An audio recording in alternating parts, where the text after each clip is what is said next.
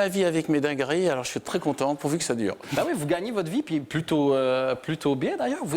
Apparemment, vous vous vendez à mort en Russie et en Corée du Sud. Oui. Vous êtes un peu le Lara Fabian des auteurs.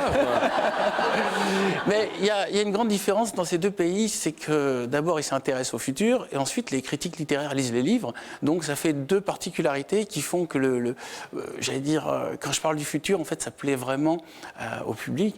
Mais le public américain, il y a un de mes livres qui est sorti aux États-Unis, c'est un public qui est plus fermé sur la propre production interne. C'est pour ça que, évidemment, je rêverais d'avoir aussi le public américain, mais c'est assez difficile. Apparemment, vous êtes passé assez près au cinéma. C'est vrai que vous avez une lettre de Steven Spielberg quelque part chez vous? Comment vous savez ça? Il y a des gens dans ces émissions qui bossent et puis après ça, ils me donnent les infos. C'est pas moi qui... moi, je lis des emails. C'est pas très connu.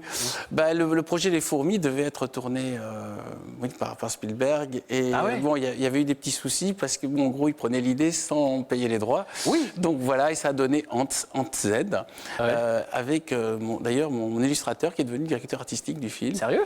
Ben oui, mais après je me suis dit, bon, on va laisser tomber, je ne vais pas faire des procès aux Américains. Mais...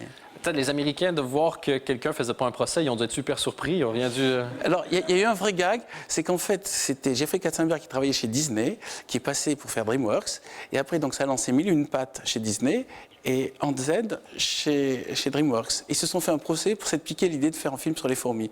Sérieux? Donc vous avez vu un procès de gens qui ont tous les deux piqué votre idée? Voilà. Bon, je me suis...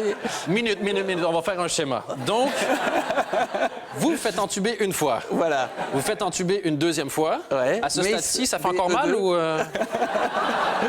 Non, à ce stade-ci, le problème, c'est qu'on est en Europe et que les États-Unis sont les maîtres du cinéma. OK. Donc, voilà. Mais j'avais reçu une lettre de Spielberg disant qu'il était désolé, qu'il ne savait pas ce qui s'était passé et que, bon, voilà.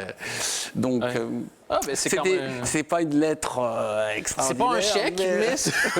Enfin, il savait du coup que s'était passé ça.